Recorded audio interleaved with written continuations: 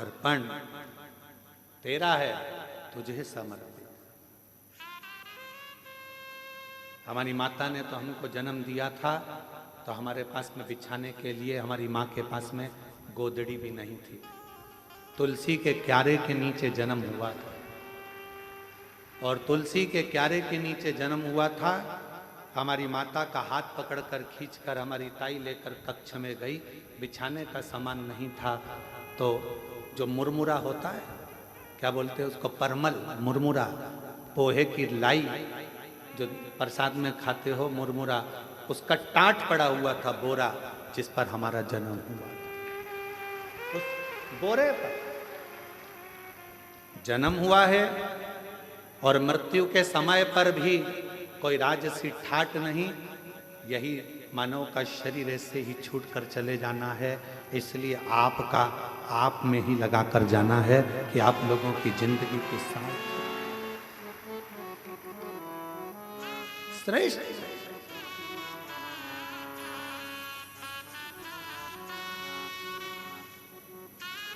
चलाने को विठले सेवा समिति तो रेलवे स्टेशन से कुबेरेश्वर धाम तक बसें भी निःशुल्क चला देते, पर गरीब ऑटो वालों का पेट कैसे भराएगा, उनका भोजन कैसे रह पाएगा, उसका ध्यान रखा,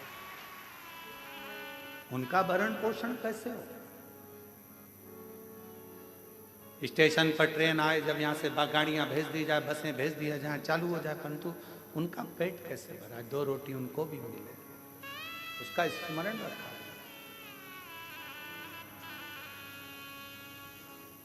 शिव भक्ति को धारण करो।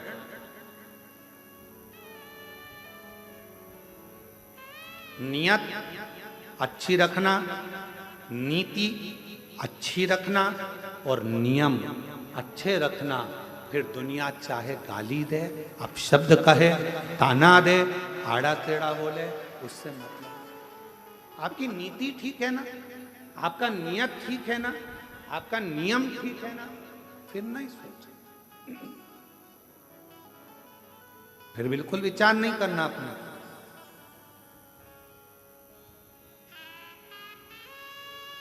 हमारे सीहोर के कई हॉस्पिटल हैं जिसमें वेंटिलेटर तक नहीं है, पर कुबेरेश्वर धाम का जो हॉस्पिटल बना है उसमें ढेरों सारे वेंटिलेटर तक लगाए गए हैं, जिससे किसी को दिक्कत ना हो, किसी को तकलीफ, किसी को कष्ट ना हो।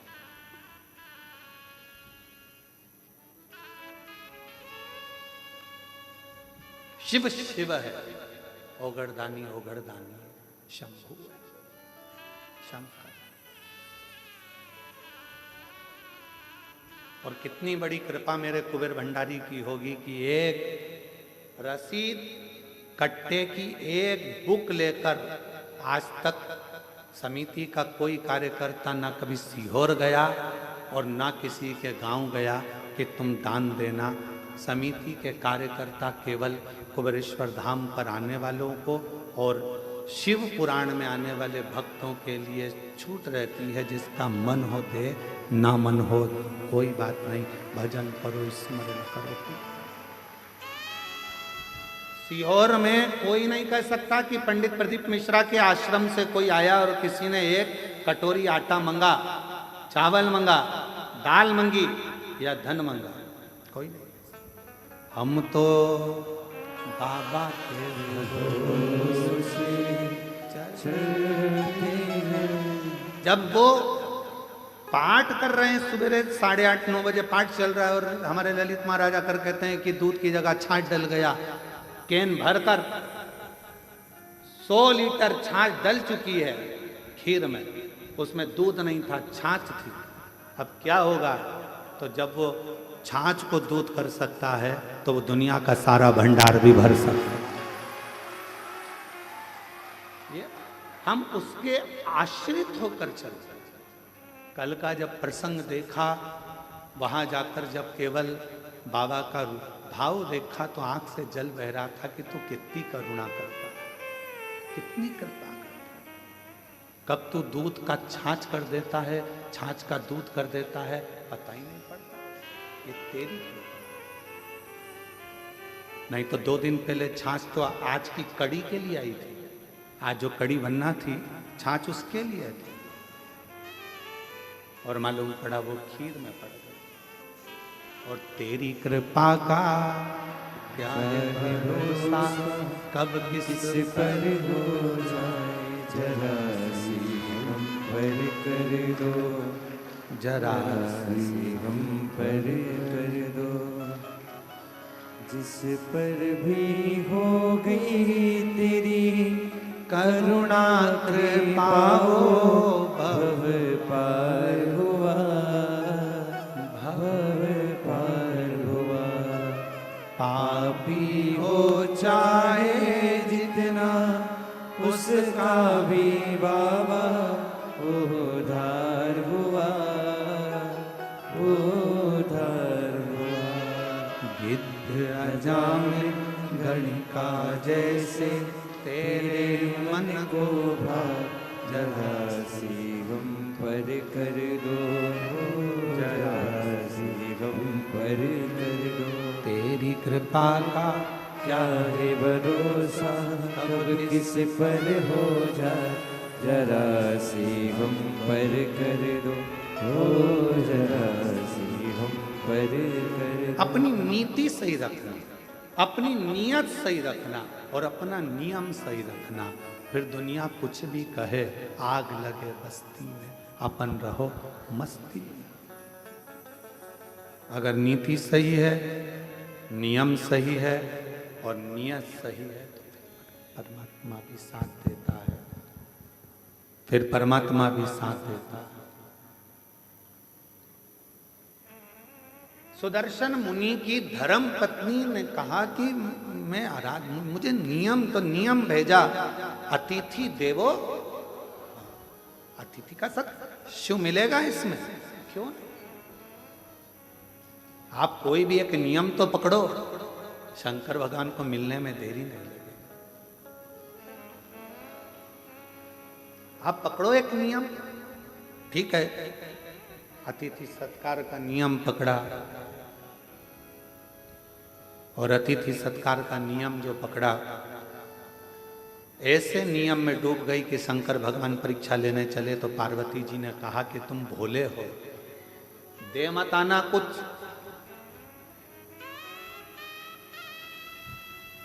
और भोला जो होता है ना, उसके साथ भोलेनाथ हर पल होता है, हर पल। कुछ दे मत आना, ठीक है, अब मुझे जाने तो दे। पत्नी ने, माता पार्वती ने प्रसन्न चित्त से अपने पति को भेजा। एक दरिद्र का वेश बनाकर, बड़ा तन पर कपड़े फटे हैं, भिक्षुक का वेश बनाकर आवाज लगाई सुदर्शन मुनि के दरवाजे पर, माता भिक्षाम दे, भूख लगी है, कुछ भाग मिले मुझे तो अच्छा है। सुदर्शन मुनि की पत्नी ने दरवाजा खोला। बाबा क्या बात है, भूख लग रही है?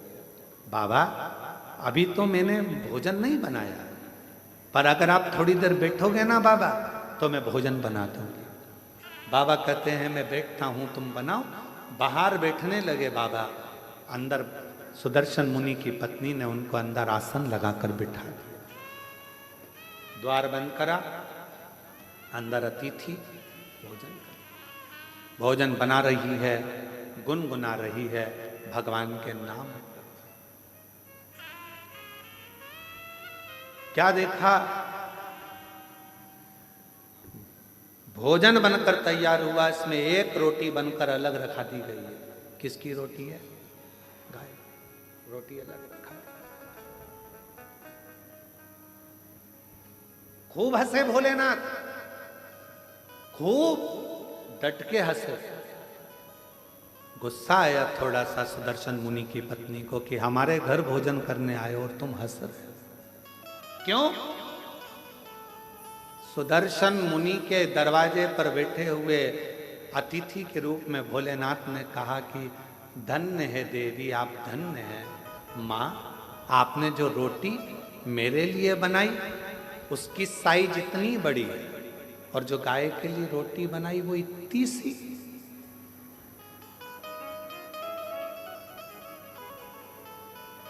होना तो ये चाहिए, मैं 2 पांव से चलता हूं, गाय 4 पांव से चलती है, मेरा शरीर छोटा है, गाय का शरीर बड़ा है, तो मेरी रोटी से बड़ी तो गाय की रोटी होना चाहिए। पर संसार के लोगों ने अपनी रोटी से छोटी रोटी गाय की कर दी है।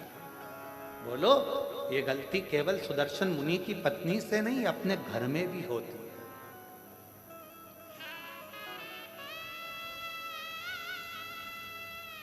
छोटी सी रोटी बना के डाल दी, गाय की है। अरे गाय की है तो जितनी बड़ी रोटी पति खाता है उससे दुगनी बड़ी तो गाय की होना चाहिए। जितनी पतली रोटी तुम पति के लिए बनाती है उससे दुगनी मोटी रोटी गाय की होना चाहिए, क्योंकि उसका शरीर बड़ा है,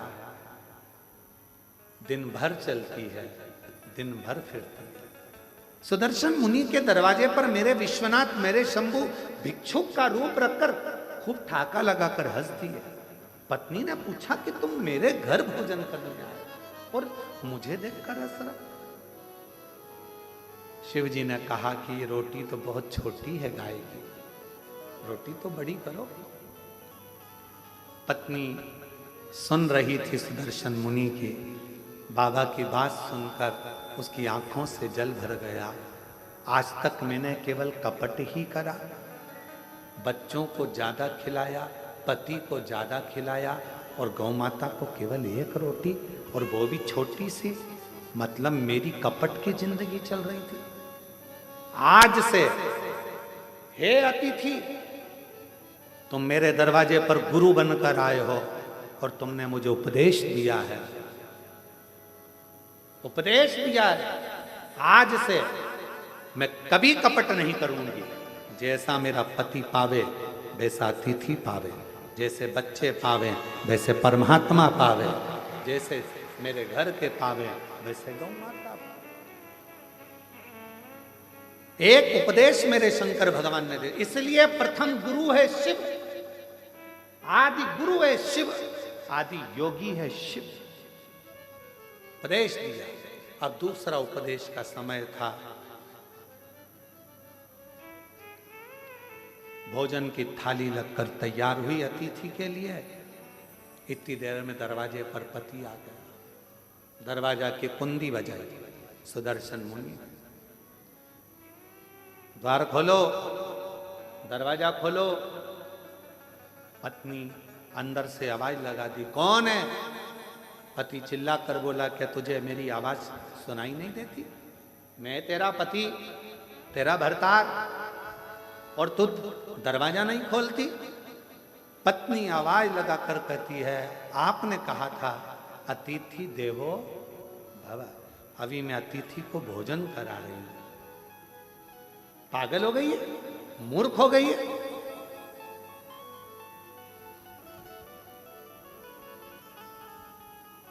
ना जाने किसको घर के अंदर बिठा कर रखा है, कोई चोरी कर कर चले जाएगा, बाहर निकाल उसको, दरवाजा खोल। इतने में पत्नी मुस्कुरा कर बोली, मैंने आपसे पूछा था तो आपने कहा था कि अतिथि तो भगवान का स्वरूप होता है, और मैंने आपको गुरु मानकर आपकी वाणी पर विश्वास कर लिया।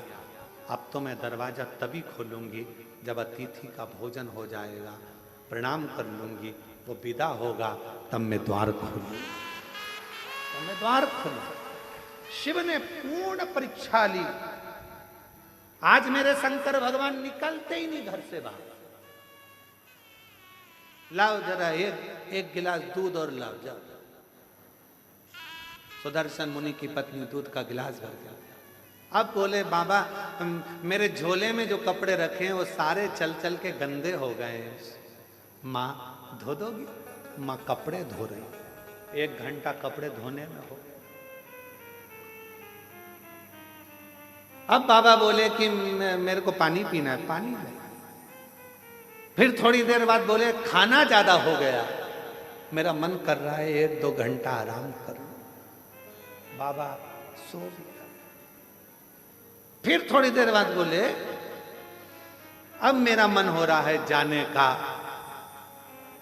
इसको तो खुशी नहीं हुई, पर दरवाजे के बाहर जो बैठा था सुदर्शन मुनि, उसको प्रसन्नता हुई, अब दरवाजा खुलेगा। जिस गुरु ने उपदेश दिया था वही डिप्रेशन में पड़ा था, टेंशन। अब द्वार खुलेगा। तैयार हो गए, झोली टांग ली, सब कुछ हो गया, चलने की तैयारी थी। इतने में सुदर्शन मुनि की पत्नी से बाबा बोले मेरे कपड़े लेकर आ जाओ। कपड़े लेकर आई तो सुदर्शन मुनि के पत्नी ने कपड़े दिए। जो कपड़े दिए तो बाबा बोले अभी तो ये गीले हैं, जब तक सूखेंगे नहीं तब तक जाऊंगा। अब अभी गीले हैं, अभी नहीं जाऊंगा। लिंग पुराण की ये कथा है, बड़े प्रेम से अगर आप पढ़ेंगे तो 122 नंबर के अध्याय पर इसको प्राप्त करेंगे। बड़ा सुंदर चल।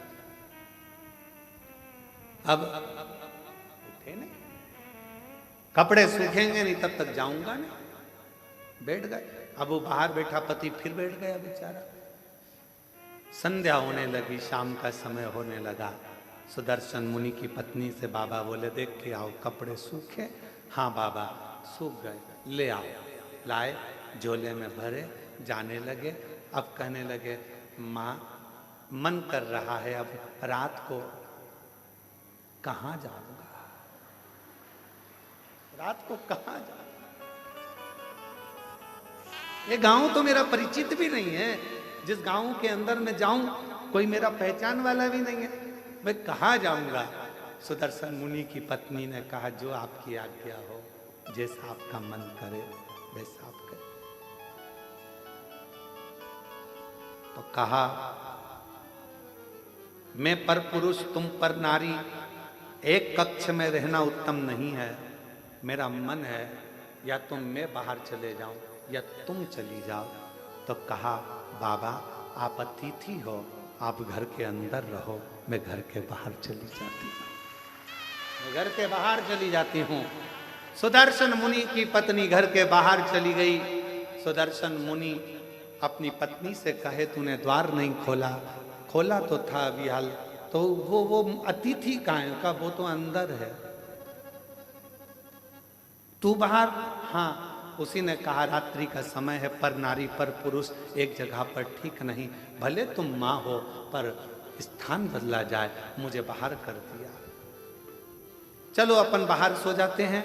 पत्नी ने अपना बिछौना बिछाया, चैन की नींद सो रही, पर पति जिसने ज्ञान दिया था अतिथि देवो भव, वो टेंशन में रात भर दरवाजे पे ही सोया, कुछ ले नहीं जाए, कुछ ले नहीं जाए। उपदेश देना सरल है, ज्ञान देना सरल है, ये कहना सरल है मोह मत रखो, माया मत रखो, ये मत करो, वो मत करो, वो मत करो। ज्ञान उपदेश देने वाले ढेर सारे मिलेंगे। 24 घंटे मोबाइल पर देखो, कोई ना कोई उपदेश देता हुआ मिल जाएगा। ये मत कर लेना, एकादशी पर ये दोष मत कर लेना, प्रदोष के दिन ये गलती मत कर लेना, शिवरात्रि पे ये गलती मत कर लेना, सावन का महीना चालू हो रहा है, शंकर जी को ये मत चढ़ा देना, शंकर जी को वो मत चढ़ा देना, शंकर जी की पूजन ऐसे कर लेना, वैसे कर लेना। लोग डराएंगे, धमकाएंगे। सावन भी तुम्हारा है, शिव भी तुम्हारा है, तुम्हारे दिल में आए वैसी पूजन करना छूट है। तुम्हारे दिल में आए वैसे शंकर को भजो, तुम्हारा मन करे वैसे शिव को रिझाओ, तुम्हारा दिल करे वैसे शंकर की आराधना करो। कोई कहे ये मत चढ़ाओ पाप लगेगा, कोई के वो मत चढ़ाओ पाप लगेगा। उसने कहा पाप कहाँ होता है वो बताओ पहले। कहा नरक चले जाओगे। तो कहा तू देख कर आया क्या? हमारे पड़ोसी गए अभी तक नहीं आए, बताया ही नहीं कि नरक है कि स्वर्ग है। जो जाता है वो बताता नहीं है कि मैं स्वर्ग में हूं कि नरक में हूं। इसलिए ये सब मेरे को मना सिखाओ। मेरा शंकर मेरा है, अड़भंगा मेरा है, शिव मेरा है। जल चढ़ाऊंगी तो भी मुझे स्वीकारेगा, नहीं चढ़ाऊंगी तो भी स्वीकारेगा, क्योंकि मेरा बाप है, शंकर है, शिव है, उसमें भ्रम नहीं, मुझे भ्रमता नहीं। मैं आडंबर में पड़ने वाली नहीं। कोई ने कहा ये मत चढ़ाओ, कोई ने कहा वो मत चढ़ाओ, कोई ने कहा ऐसा मत करो, कोई ने कह दिया वैसा मत करो, कोई ने कहा ये कर देना तो ऐसा हो जाएगा, कोई ने कहा वैसा कर देना तो वैसा हो जाएगा। अरे हम तो बाबा के भरोसे चलते हैं, हम तो बाबा के भरोसे चलते हैं। आडंबर से भीम उपदेश देना सरल है, कहना सरल है, ऐसा मत करो, ऐसा मत करो, कठिन है, बहुत कठिन। पति उपदेश दे दिया, अतिथि देवो भव, और दरवाजे पर सो रहा है। सुदर्शन मुनि दरवाजे पर सो रहे हैं, ये कुछ लेकर ना चले जाए। दूसरे दिन सुबह धर्म पत्नी के नेत्र खुले, पति के चरणों को प्रणाम करा, दरवाजा बजाया, अतिथि देवो महादेवो, अतिथि देवो महादेवो, दरवाजा बजाया। शंकर भगवान जो रूप में थे, दरवाजा खोला, खोलकर जो पत्नी ने दर्शन किया, ये कोई दरिद्र भिक्षुक नहीं है, ये तो मेरा देव अधिदेव महादेव खड़ा, मेरा शिव, मेरा शिव।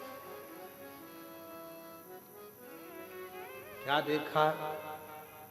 अंदर झांक कर पत्नी ने देखा, पूरा दरवाजा सोने से लदा हुआ था। जिस कक्ष में रात्रि में शिव रुके थे, वो पूरा कक्ष हीरे और पन्नों से भरा हुआ था, अंबारियों से लदा पड़ा। पति को जगाने के लिए पत्नी गई, इतनी देर में मेरा देव अधिदेव महादेव चला गया, शंकर गया।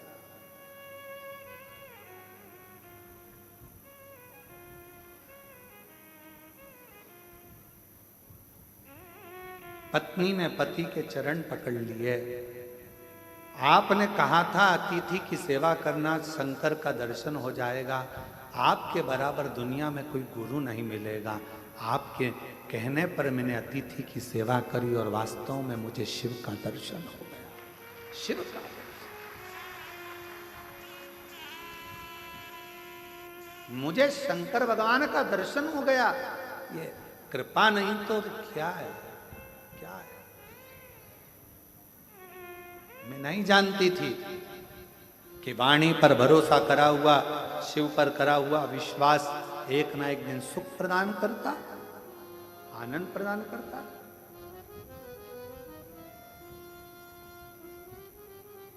और देख लिया संसार हमने देख लिया, सब मतलब के यार हमने देख लिया।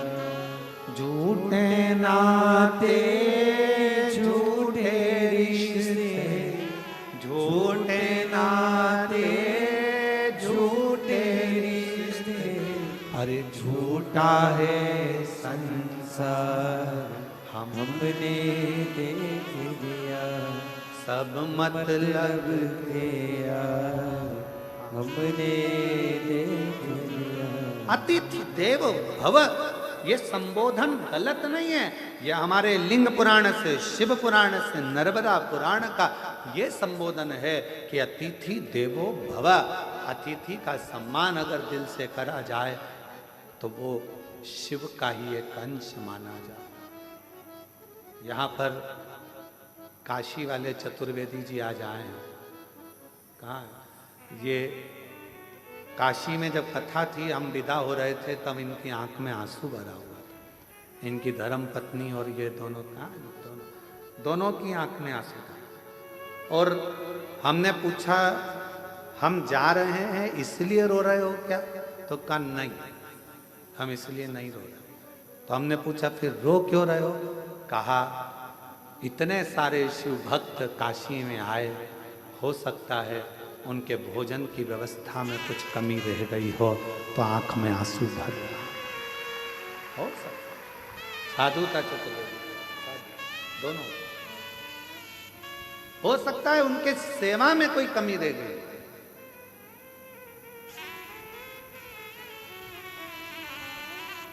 उनकी सेवा में कोई कमी हो। महाराज कुबेरेश्वर धाम पर भोजन व्यवस्था चलती है। हम हमेशा जब भी कथा कर कर सीहोर आते हैं तो अपने शिव भक्तों से, सेवादारों से एक ही बात कहते हैं कि सबको भरपेट भोजन मिले, किसी से ऊंची आवाज में बात ना करें, किसी को अपशब्द ना कहें, किसी को ताना ना दें, किसी को आड़ा टेढ़ा ना बोलें, जो हो वो प्रेम से खिलाओ, पर किसी से कोई शब्द ऊंची आवाज में ना बोला जाए, क्योंकि अतिथि देवो भव, भगवान शिव का एक बुजुर्ग है, बूढ़ा है, जवान है, बच्चे हैं, बीमार है, अच्छा है, जैसा भी है, मेरे बाबा का बेटा बेटी इस धाम में आता है, उसका सत्कार पूरा करो, उसका सत्कार पूरा करो, उसको कोई कमी नहीं रहना चाहिए।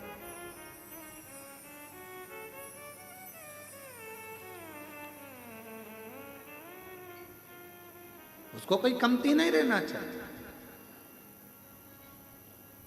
ये आपके लिए नहीं आए हैं, ये मेरे देव अधिदेव महादेव के लिए आए हैं, मेरे शंकर के लिए। और जिसके लिए आए हैं उनके प्रति तुम्हारा कर्तव्य बनता है कि आप उनको भरपेट भोजन करें। और आपका भी कर्तव्य है, जितने शिव भक्त कुबेरेश्वर धाम पर आते हैं उनसे भी हमारा निवेदन है कि आपका भी एक कर्तव्य है, एक गंदगी मत होने देना। दूसरा, यहाँ आने के बाद में ऊंची आवाज में बात ना करते हुए प्रेम से बोलने का प्रयास करना। तीसरा, भोजन करो तो झूठा मत छोड़ना। चौथा, अपनी थाली अपनी प्लेट स्वयं मांजो, साफ करो और बाबा के भरोसे शिव नाम का जाप करो।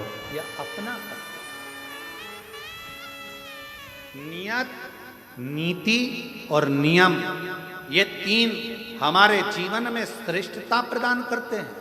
अगर आपकी नियत सही है तो आपको दुनिया में कोई पीछे नहीं हटा सकता, आप बढ़ते चले जाओ। आपका नीति सही है, आप जगत कल्याण की बात करते हो, जगत उद्धार की बात करते हो, उसमें कोई आपका कोई विशेष आपके लिए कोई आवक का स्रोत ना सोचा जाए। आप तो केवल नीति के अनुसार कार्य करिए, नियत से, अच्छी नियत से कार्य करिए और नियम से काम करो।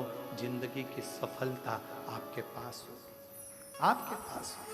अच्छा एक बात बताओ, बहुत लंबा रास्ता है, बहुत लंबा रास्ता है, बहुत ऊंचा रास्ता है, बहुत लंबा रास्ता है। इस रास्ते को काटना है तो सबसे ज्यादा जरूरी चीज क्या है?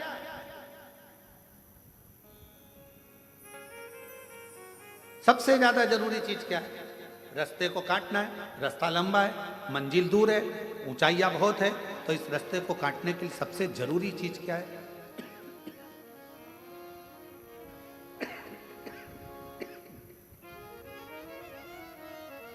सबसे जरूरी है दो चीजें।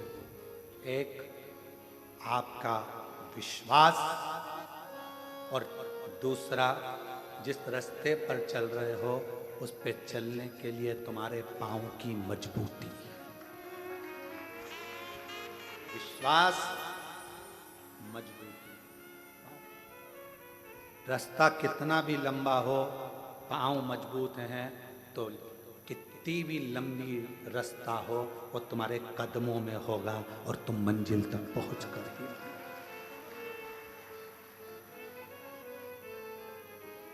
कितना भी लंबा रास्ता, कितनी भी लंबी मंजिल बहुत दूर क्यों ना है, मंजिल रास्ता कदमों में होता है अगर विश्वास प्रबल होता है, भरोसा प्रबल होता है। मेरे भगवान शंकर माता सती के भी गुरु हैं और मेरे भगवान शंकर माता पार्वती के भी गुरु हैं। अब गुरु का एक बहुत बड़ा फर्ज है।